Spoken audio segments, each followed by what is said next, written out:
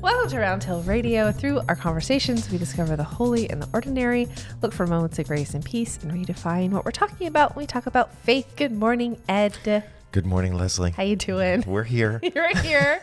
Your voice is more on the bass side of baritone today. We're making it happen. That's right. So it is March. It is March. I loved our conversation last week where we discovered all the things that humility is not. Yes. Which I thought was really interesting. We delved into that. So if you haven't had a chance to listen, I would recommend that episode to you. I thought it was great. Clearing the decks for new understanding. Speaking humbly. So we're going to dive into that some more, into some other ideas and other thoughts you've had about humility. Yes. So what do you got for us today? All right. Well, let's start off with this thought. We've spent time thinking about humility as, a special kind of respect. It's like respect in the extreme for other people. Yeah. Give people the benefit of the doubt, give a sense of how we can kind of step back to make sure everybody else's voices are being heard. So that's relationship to the other. So it started to think about, what about relationship to ourselves? And I happened to read an article a few months ago by Tish Harrison Warren, who's a pastor and has been a writer for the New York Times for a while. Always really enjoyed her editorials, but she resigned as a writer for the New York Times. Okay. And that really struck me because I thought, you probably have to have a pretty good reason to resign. I mean, that's a pretty good thing to be doing, right? Yeah. Pretty cool thing to be writing. She's got this massive audience and social media following, et cetera, et cetera. Right. But she stepped back, and she said that she stepped back because she realized in some ways that doing all that writing and thinking about faith all the time was actually damaging her relationship with God. Oh. Which really got my attention. I was going to say that might have struck a chord with you. I can't fathom why. So I said, okay, you got my attention. I'm listening. And I think that I thought it showed a particular kind of humility on her part to recognize that not only did she recognize that it was impacting her, but she then took action to make sure that the damage wouldn't continue. Yeah, that's a big thing. Usually we can say, yeah, I know the schedule is just terrible. Yeah. And then we go on to the next thing. Yeah, like, well. In fact, I'm going to add something to it to make it even more terrible. Right. And then society celebrates that. Exactly. Yeah. Yep. Congratulations. That is so awesome. You're a warrior. Good job being busy. Right. Yeah. And here's someone who said, yeah, this didn't feel right, and I'm stepping back. Yeah. I thought that was an expression of humility as directed towards her and her limitations, a respectful approach to her limitations, and it wasn't really about, others. I'm sure it had implications for others. Right. But that really set me thinking on what it means to think about our limitations as an opportunity to be humble towards ourselves. Interesting. So that's where I'm starting. Well, it's an interesting thing, this idea, because there's that saying of like the fastest way to lose your faith is work for a church. There you go. Yeah, this is really it's a cheerful saying. But the fact that it exists also, it says something. It says something. Yeah. It says something. And it also makes me think that, we have our saying that I just did about 3 minutes ago of we look for the holy and the ordinary. And I think sometimes interacting with the holy on such a regular basis in such a as a job, Yes, can make sometimes maybe the holy itself feel ordinary and kind of have the reverse effect yes, that we're going for here Right. with our lives. And I think that's a really interesting thing to always be looking at, because sometimes I know I will just get on a roll and just be like, get my head down. I'm working and working and working. I Yes. don't come up for breath and I don't notice really what's happening. I'm like, oh, is it Christmas? Okay. right. Yeah. Better choose those hymns now. Yeah. Yeah. But and sometimes it makes me think of like playing the Christmas Eve service, for example, and trying to always, at least even if it's 10 seconds, find 10 seconds where I can just be, and just like be in the magic. Sure. During the service. Right. For yourself. For myself. Yeah. And sometimes it happens. Sometimes it doesn't. Sometimes like, well, there was Christmas. Yeah. There it is. But, because I think when we're trying to facilitate a holy experience for other people, and in the case of this author, it sounds like she was trying to facilitate thoughtful thinking about faith for other people. Exactly. It can kind of be, be tough for you. And on a non-liturgical scale, thinking about, parents who work so hard for fun experiences for their kids, which are not so fun for them, or, Right. making the holidays super magical, and then they're just ragged. Exhausted. Yeah. By Good the point. end of it. Those are all my initial impressions. I think we've struck a chord, so to speak. And so, brum. I think every example you mentioned is an example of someone who's close to joy, close to holy things, close to meaning, but maybe separated from it because we're trying to make sure that other people have it around us. And, I think and so she actually uses the word danger to describe that separation. Wow. Because what's happening is that you're becoming less and less fed and nourished by those wonderful things. Others around you may be, but down the road, it can lead to, eventually it can lead to bitterness or feelings that, hey, I provided all of these things, but everyone around me that everyone around me enjoyed, but I didn't get a chance to do that. So this really requires some different thinking. And I, in fact, she quotes a line from a novel by a Scottish novelist, George MacDonald, who actually had a huge influence on C.S. Lewis and the Chronicles of Narnia. Lewis always said this was his main inspiration. And there's a character in one of his books that says something like, there's nothing more deadening to the divine than dealing with the outsides of holy things. Oh. And I think in a sense, we're always dealing with the outsides of holy things. We're dealing with the vessels, whether it's a hymnal, piece of music, a sermon, whatever it is. But we can't forget that there's an inner life to those things too. And I think that's where she's telling us, or at least I think that Tish Harrison Warren was instructing us with her life and her decision, that sometimes paying attention to that means stepping back in a big way from something that was giving you also a large reputation and following. And that's why I thought that's so counterintuitive to our culture, which is why we could probably get to the point where we would say, oh, I recognize that this maybe isn't that good for me, but I wonder what my article's going to be this week. Right. Right. And so therein lies the danger. Right. So I'm also, it seems like there are a few people who are thinking along these lines this day. And I think that this is all about humility. It's recognizing our limitations as a gift. Okay. And I think that's not something we tend to think about in our culture. Yeah. So how can a limitation like that be a gift? Well, I was thinking the other day, we've had some windy weather recently, right? And this isn't exactly about a limitation, but it's just, it'll go back to your comment about trying to get 10 seconds in the Christmas Eve service. Yeah. So I'll get to the limitation part, but Okay. I'll start here. So when I was growing up, we lived on the top of a hill, which means we were exposed to the elements. There was no tree cover around us at all. And so we would get these magnificent storms that would come. You could see them coming from a long way away. Wow. Then they would cross a lake, and then they would finally come, hit us. I loved the experience Oh, really? of these storms. I would go outside and wait for these things to arrive. Oh, funny. Oh, I just loved it as a kid. And yesterday, I was sitting at the kitchen table, and it was getting dark, and the wind was blowing up. And I thought, oh, this is as good as it gets. Here we go. This is it. We are in the zone here. And in that moment, I was no longer dealing with the outsides of holy things. I was in it. Nice. Right? Really in it. Yeah. And so you think about being, in that experience, it just happened to be alone for those few minutes. It's getting dark. No one knows I'm there. No one knows what I'm doing, right? Nobody's paying attention to me.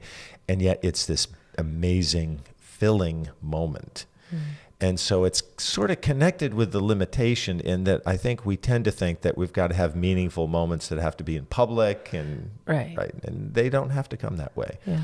But I'd use, this will be a more extreme example, but I came across this story many, many years ago when I was working with a hospice group in New Hampshire. And there was a woman who was very ill. Hospice had been called in, and her family was starting to gather around her. And this woman was having a miserable time. I mean, for one thing, she was very uncomfortable because of the illness, but also because she had been the caregiver for the family for her entire life. Oh, wow. And now she could not possibly do that. She was angry about it, hurt, disappointed. She felt like it failed her family. Talk about limitations, right? And the hospice nurse said to her, you are able to do something for your family now that actually you maybe felt that you couldn't do in the past, which is to give, first of all, to say to them, I need your help, which is a tough one for many people. And then she said also to give them now the room to care for you. And she said, I think you'll find as that happens that you will feel better about your situation, but also you will receive all the love they want to give you. They want to give you this love, but you're kind of putting up a barrier. Yeah. And so there's an example of someone living with a severe limitation, and in that could still find grace. And she did make that happen, you know, and that wasn't easy, but it did transpire over time. And I just thought, what an amazing example of how a limitation becomes something that opens up more of the relationship. Yeah, I think that's a beautiful thing to, you know, and what an honor it is to be when your giving is received. Yes. Right. Yeah. When someone allows you to care for them in a way or reaches out to you being like, hey, do you have a few minutes to talk? I'm dealing with something and I need, you know, I need to talk this through. You know, what a gift that is to your friend in that moment of that sort of that caring and that accepting and that receiving is a really beautiful thing. Yeah. I think that, you know, and I hear this from people as they move into somewhat what we now call the third half of life, the third act, that one of the things that can be really hard for people is to say, you know, I need help doing this. You know, I can't get to the doctor myself anymore, or whatever it might happen to be. And some people find actually a resurgence of life during that stage when they do discover that there can be great, that vulnerability can be such a great gift. Precisely for the reason you mentioned, there's so many people that I know who would just love to be able to reach out and who have time and a skill or just some patience to offer. And they're just waiting, you know? And so it really is sort of behooves us to say, gosh, I wonder who I'm keeping at arm's length that I could kind of draw closer. Yeah. And that to me, and that I think is a kind of humility. And I don't think we talk about that kind of humility very much. You know, it's usually just be more respectful to others, make sure you open the door, you know, don't be arrogant. And those are things that are all good to you, right? Don't downplay those. Yeah.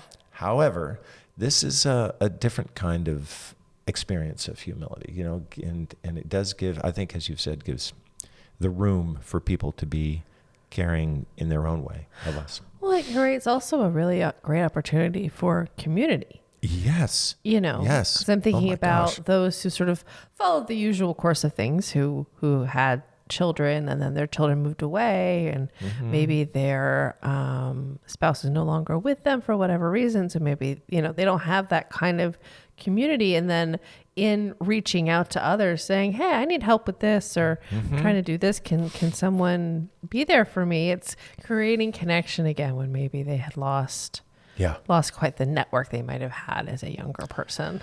I think one of the books that really captures that spirit is a man called Ova, it's a remarkable book. Frederick Bachman is the author, and it's about a man who's lived was married for many, many years, and his wife dies, and they've been everything to each other.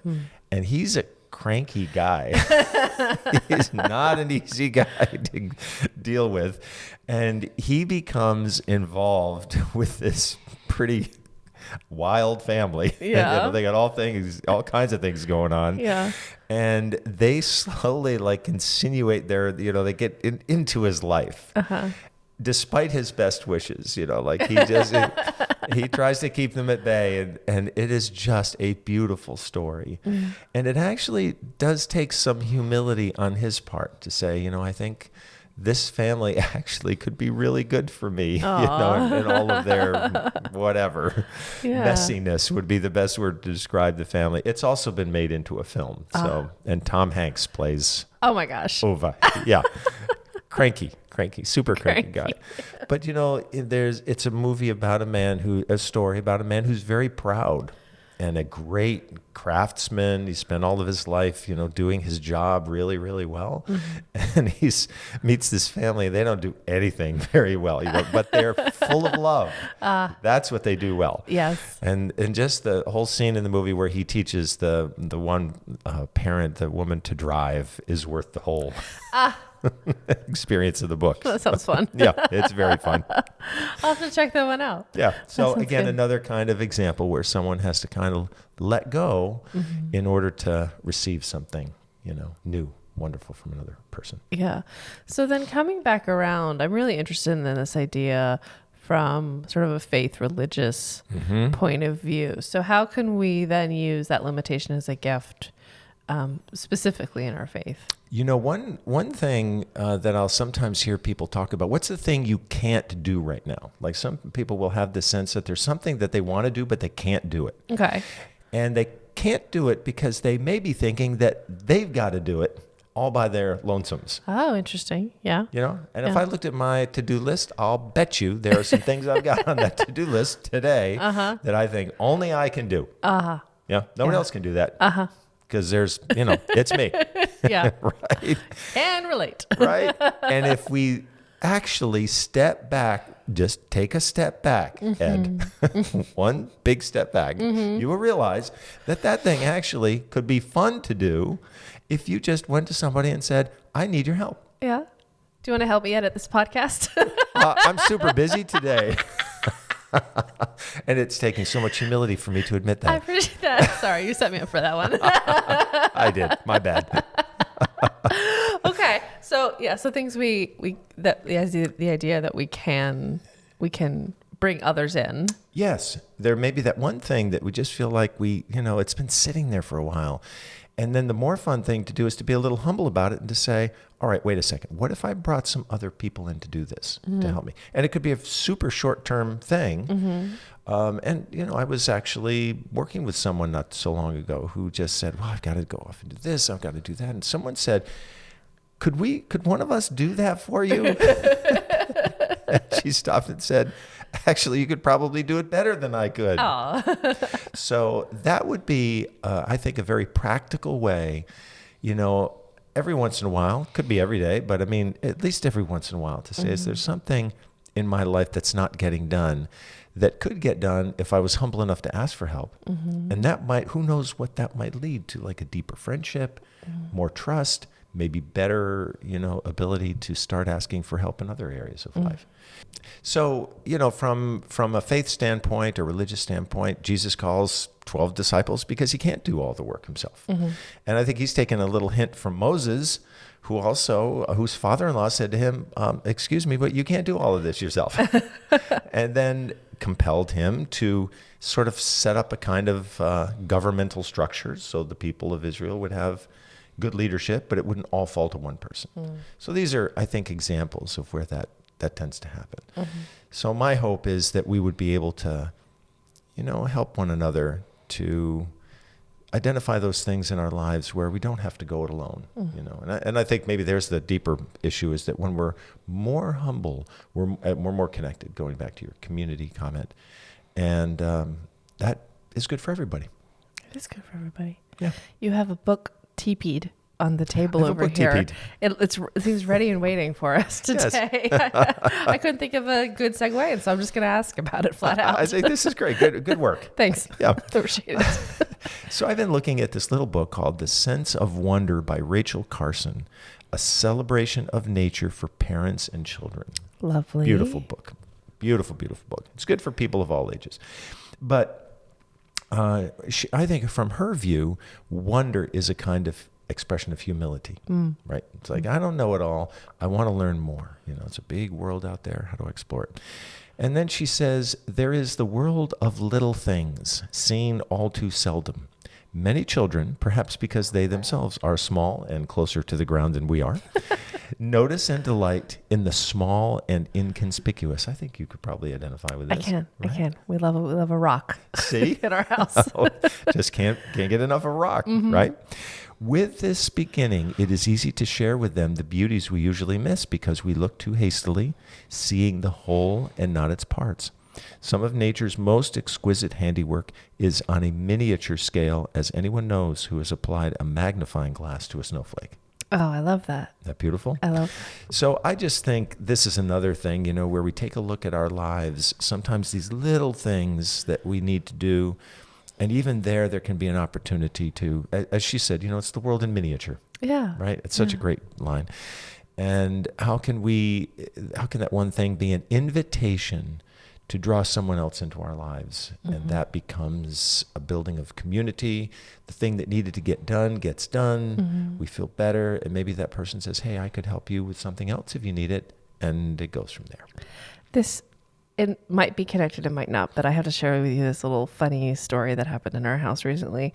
Our friend Nancy got us this little vase, and it's sort of wide at the bottom and then tapers up at the top, and it's called an acorn vase. This was new to me. Okay. And she knew our new house has all these trees, and so she knew we'd probably have acorns. And so, the idea is you fill it with water, and then you put an acorn on top, and then it sprouts down and grows a tree. Brilliant. I thought it was great. It's admittedly had been sitting on my counter for about a month. And I opened it thinking, I should do something with this because this is super cool.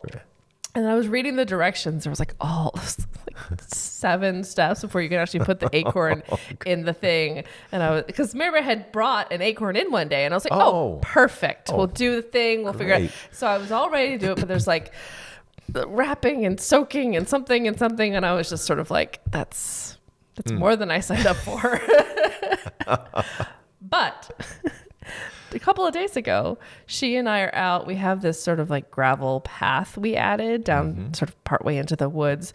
And Mary Bear's toddling along, and she bends down, and she usually bends down, grabs a handful of gravel and then lets it sort of just fall through her fingers and selects one to carry to the next one and then straightens it out. It's a whole system. Yep. But she bends down and she grasps something and she yanks it out of the ground. She pulls really hard. I was like, what is going on? And it's an acorn with a root about 6 inches long that had gone into the gravel because gravel's really deep. Okay. So it's not in dirt. It had just been growing in sort of the gravel because it had landed. Oh, wow. And I was like, well, hot diggity. Yeah. I took it from her. She finally decided to give it up. Popped it in my pocket. Yes. Put it up and was like, doink. There you go. And I popped it in the vase and I was like, thank you, Mother Nature, for fighting steps 1 through 6 for us because I couldn't be bothered. So now we have a happy acorn chilling in a little vase of water, getting ready to do its thing. I love that. Mary Bear found it. And it's hilarious watching this 2-foot person go wonk out of the ground. And the acorn's as big as her fist. Sure.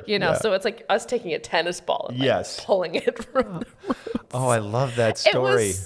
It's just a cool little nature moment, and it was neat. And you were humble made me enough feel to let her better. help you. Yeah, I was like, well, thank you for that, because I couldn't be bothered yet. See, I was like, I would have eventually, because it was a really cool gift. I wanted to see it. It seemed really, really fun, and I was like, this is really cool. But and now you are going to get to see it. Hey.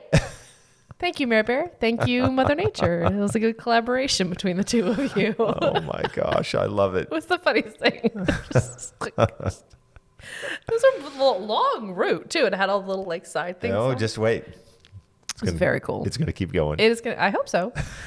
I have a knack for killing plants. So we'll see. Fingers crossed on this one.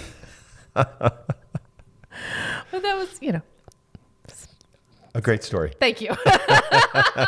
Give me a, but I think, all of these ideas of, I love this idea of limitations being a gift and celebrating that and giving yourself grace and celebrating where we are and bringing as an opportunity for connection and community. Yeah. Which we can all certainly use more of. And no community thrives for long without the gift of humility. That's true. So that's true. I like that. That's the tagline for the episode now. You got it. I love it. Well, thank you so much, Ed. This has been really, really fascinating talking about humility. It's fun. I didn't know where it was going to go, and it's been really, really interesting. So I appreciate that. Yeah. And we appreciate you. Thank you so much for listening. Round Hill Radio is brought to you by the friends and members of Round Hill Community Church. For more information, please visit roundhillradio.org. If you enjoyed this podcast, there are a few things that you can do that would make a big difference to us. Like the video, subscribe if you aren't, and click the notification bell and select all. Thank you.